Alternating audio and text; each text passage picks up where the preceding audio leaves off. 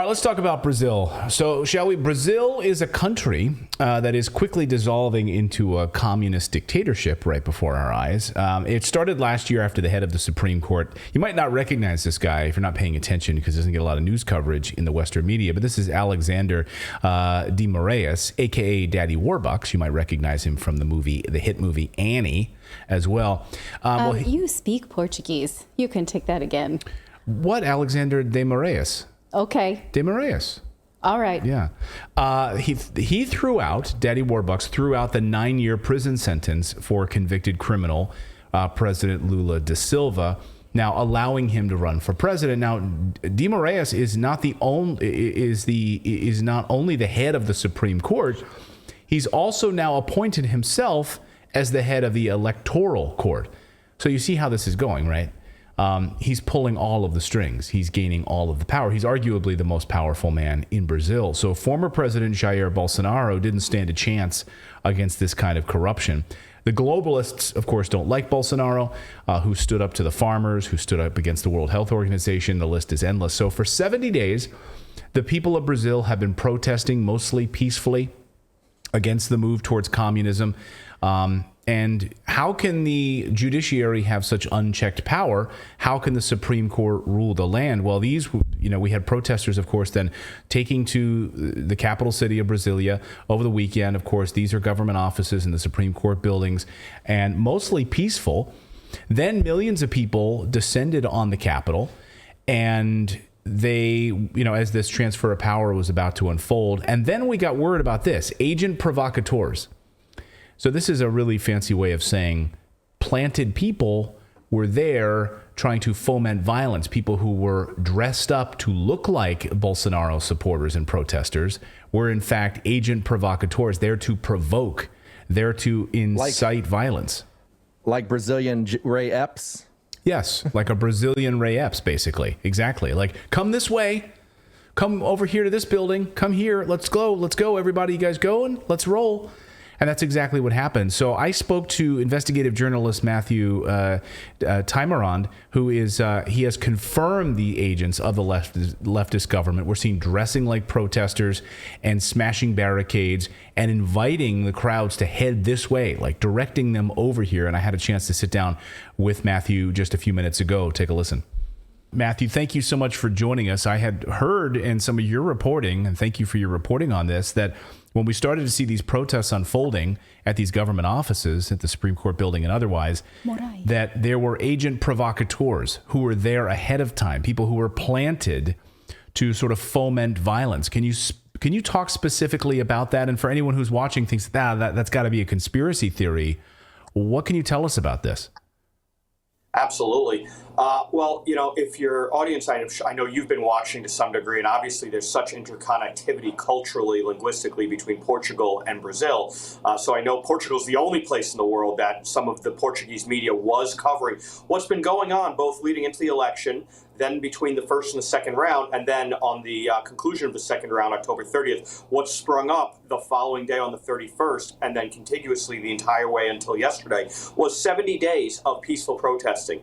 Not a single arson, hell, not even a fight between two people drinking beer. Nothing. Very clean, prayerful, honest, patriotic Brazilians looking to express their dissatisfaction and distrust with this entire process, the non-transparency. Obviously, you're going to talk about Moraes and the censorship, the abrogation of the Constitution, to the point of the Republic is going into yesterday was frayed, and now I believe it may even be dead. So what we saw when the protest happened on, the January 8th, the Sunday that there is marching. I was seeing it because I have so many sources on the ground. Social media connectivity. Brazil, for people who don't know, is perhaps the most social media engaged society on earth. On a per capita basis, on a usage basis, it's overwhelming how engaged Brazilians are in documenting their lives and uploading video. They're very technologically savvy. And we had all this great footage from the peaceful protests outside the military barracks. People, saying to the armed forces, please intercede, please invoke Article 142 because we're losing our republic to a judicial tyranny that is supposed to be adjudicating constitutionality, not shredding it. Well, that's what's happened. So Flavio Dino, the justice minister, who is an avowed communist political Marxist, was a former judge that Lula appointed justice minister, made a statement that they were going to bust up the camps, that they were going to break down these peaceful protests. And again, Brazil, constitutional republic, right to assemble, right to protest, not an unfettered First Amendment like the U.S. There are hate speech laws, certainly on racism, but they do have this right, and Flavio Dino, the justice minister, said no, it's coming to an end. So they had already planned on Sunday is the March day, just generally, not even just this cycle, but historically, Sunday, people have off from work. If there's a political or a cultural manifestation, it happens on a Sunday. There were flyers, physical flyers, social media flyers. We will march on Three Powers Square. So this is the center of Brasilia where the three seats of the separated powers, their governance exists. You've got the Supreme Court for the judiciary, you've got the National Congress for the legislature, and you've got the Alvorada and Planalto Palace for the executive branch. And they marched, and we saw video after the fog of war that there was already video being taken as the throngs marched toward it. And these were the agent provocateurs. They were, stamping their feet, cheering, trying to coax them in. And much like the only other incidents, and of course the revolution was not televised, these millions of people, the only other instance of any mainstream global coverage, Reuters, BBC, what have you, was on the pushed up certification on December 12th, Monday, December 12th, where the electoral court, overseen also by Marias, certified Lula's win. They pushed that up illegally a week. It was supposed to be the 19th, but they knew the pressure was on, potential military action, Article 142. So they certified it, and then that night they sent also Antifa types, agent provocateurs, down to burn buses, burn cars. The cars they burned were protesters' cars because they had Brazil with stolen flags on them, and they even admitted it. There was, I know some investigators down there, some citizen journalists who discovered that they paid a sort of a homeless vagrant to cause trouble, and he admitted to them on video. So we have all sorts of documentary and video proof, live action proof of what was going on. Of course, Reuters and all the mainstream press reported Bolsonaro supporters, light cars on fire. And Annaleigh de Kramer in our chat right now says, I saw footage of military protecting people against police brutality, and I had a chance to speak with Matthew about that. And yeah, there were tanks, there were Brazilian military stepping in and interceding in between the protesters and the police. So, you might not like it or it might bother you what the facts are on the ground, but these are the facts, and we're just reporting them. We go where the truth takes us, and what's actually unfolding inside of these basic, some people are calling them concentration camps, where they rounded up about 1,700 people, these pro-Bolsonaro protesters. Many of them children. Yeah, children, older people. 2 elderly women have now died inside. They have no water, no food. And I've seen multiple reports from inside, and speaking to different journalists who were there inside, seeing they don't have water, they didn't have food, they didn't have access to bathrooms. And so some women were just like wetting themselves, going to the bathroom in their own. I mean, it was terrible. Of course, it didn't take CNN long, though, to start comparing these things to the January 6th. So I wanted to sort of take a broader look at how the media has been portraying this in the United States as well. It was immediate to watch CNN kind of jump on this and start to paint these protests as January 6th in the United States and somehow manage to blame Trump for it. Watch. All right, this breaking news for you right now. A group of supporters of former Brazilian President Bolsonaro have breached security barriers and broken into the Brazilian Supreme Court, the presidential palace, and Congress. CNN's Rafael Romo is here with more on this. So what do we know about the situation? Yeah, Fred, it's looking more and more like what happened here in the United States on January 6th, 2 years ago. And what happened was that earlier a group of supporters of former President Jair Bolsonaro managed to breach the barriers established by authorities at the congressional building in Brasilia, the capital of Brazil. So it didn't take them long, of course, like in the first sentence to say this looks, exactly like the United States. And reports are that there were fewer than about 12, maybe 11 police officers who had even erected barricades. And that in some ways that does sound familiar, right? Like where were the police? Like they knew this was coming. They just sort of disappeared. They just melted away from this. They used up all those rubber bullets they had. I guess already. They knew this was coming. Well, and I think Also, it's like people are painting everybody as Bolsonaro supporters, but it's like some of it is just the election integrity, because I've seen people post it on Twitter, and then I looked into it. This is the first time they've used voter machines, and there was no paper trail. So people are demanding the source code for the voting machines be released because they feel like that was part of what happened. Is it was on the same machines too that were used in Arizona. Mm-hmm. So. Exactly. Hey, and we'd like to see that. Like, this is the first time, so let us see that. Open and transparency. Like, just let us all see it. Let us see the records, or let the people of Brazil see the accurate records. If you want free and fair elections, let's see it. So CNN just can't help itself. Here's deep state intelligence state mouthpiece Jim Sciutto, who we've featured here on the show many times, parroting these same January 6 talking points and election discussion on CNN. Watch. And we're going to throw up some more of these images here. Those images of supporters of the losing candidate in the Brazilian presidential election, Jair Bolsonaro, storming the houses of government there, including where their assembly meets. We used to talk about, and many folks still imagine this, and perhaps it's true to some extent, the U.S. exports democracy. But as you watch this and how it was seeded by the losing candidate in that election, who had a lot of rapport, one might say, with Donald Trump, is election denialism a new U.S. export? Election, like that's our new export. That's nice. Can we put a tariff on it? I mean, we've seen this though for a long time. Them trying to frame Bolsonaro as the Brazilian Trump. And just like, see, it really fits into their narrative. Is like, this is what you get when you have whatever they don't like him for, COVID denialism or autonomy of using their own land for farming or whatever, right. Whatever it is, that they can say, see, then you get crazy supporters who tear down the fabric of society. And here's MSNBC doing the same thing. So it's not just CNN, but here's MSNBC blaming Trump for what's going on in Brazil. Watch. Yeah. Well, and I wonder how much consequence they're seeing from what we have going on up here. Yes, there are prosecutions for those who stormed the Capitol on January 6th, but the lawmakers who parroted the lies, the lawmakers who still refuse to accept the results in the 2020 election, a lot of them are still in power. And what we saw over the weekend and last week, Peter, was the people who were stopping Kevin McCarthy from becoming speaker many of them were election deniers themselves, the mega MAGA crowd, as they've colloquially come to known as. So I guess the message from that, how does that sound around the world?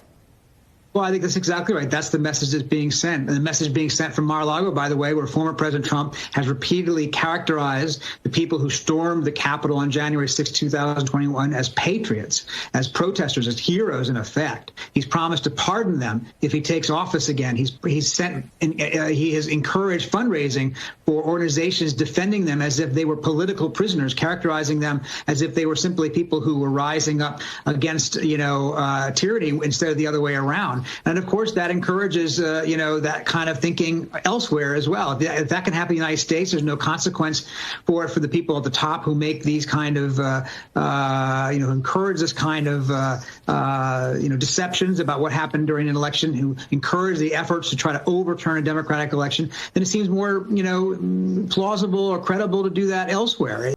So you're basically saying, what you're saying is that the Brazilian people just don't have their own brain, that they're literally waiting for what happens in Washington, D.C. for them to make a decision about their own government. Right. And they would not have done this if there had been consequences from the January 6th committee. As if there wasn't or the Justice Department. Because he's like, there was no consequences. So Brazil literally said, oh, they got away with it. Let's do that too. And who's got away with it? As if anyone. And think about how many people's lives have been ruined, thrown, without due process and been locked up. As if anyone was waiting for the big finale of the January 6th committee, and they're like, well, if that's all it was a hand slapping, let's do it. It's ridiculous. And some of these camps, let's just show you some of these camps overnight. Estimates are today it's about 1,700 pro-Bolsonaro protesters have been rounded up and put into these camps without the food and water. One elderly woman earlier today was confirmed dead. Now we have 2. So take a look. This is what it looks like on the inside. Meu Deus, gente, mais uma pessoa passando mal aqui. Já morreu uma pessoa aqui dentro. Já morreu uma pessoa aqui dentro.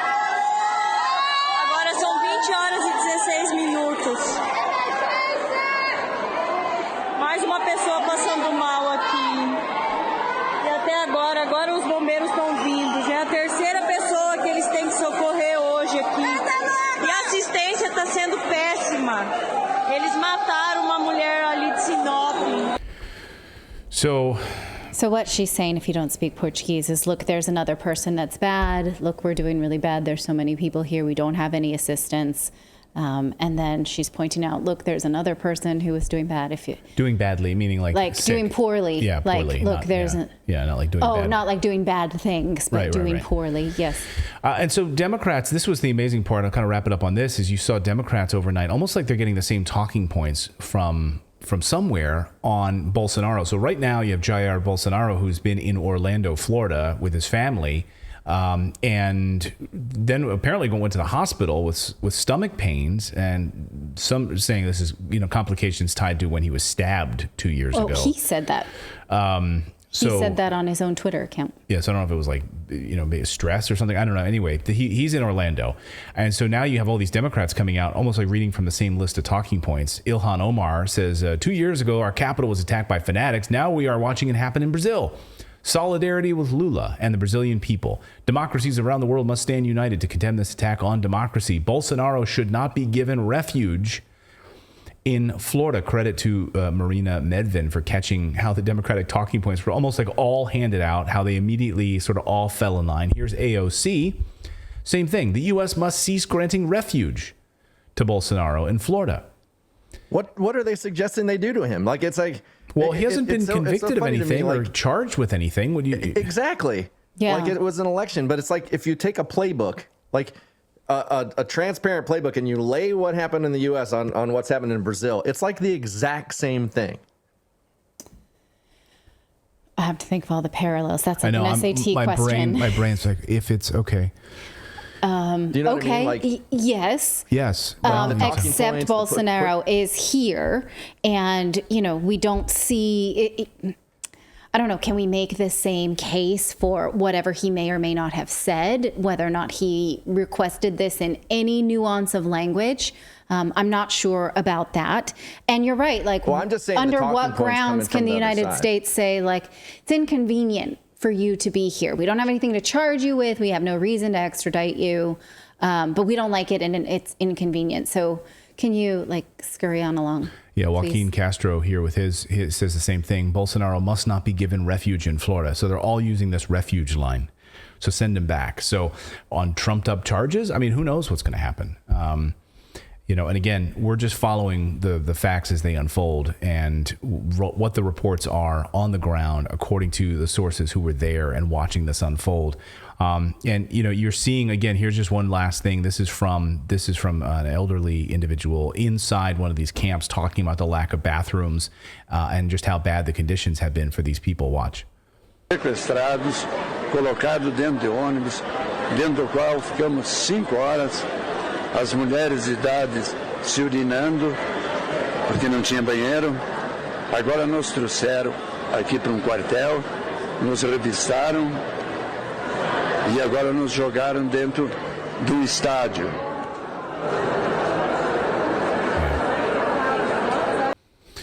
So a lot of people in the chat on Rumble, I just would love to hear your thoughts on this, guys, because a lot of people in the chat are like, yeah, Bolsonaro, I just saw someone say, yeah, Bolsonaro, what crimes? There were no crimes. There are none.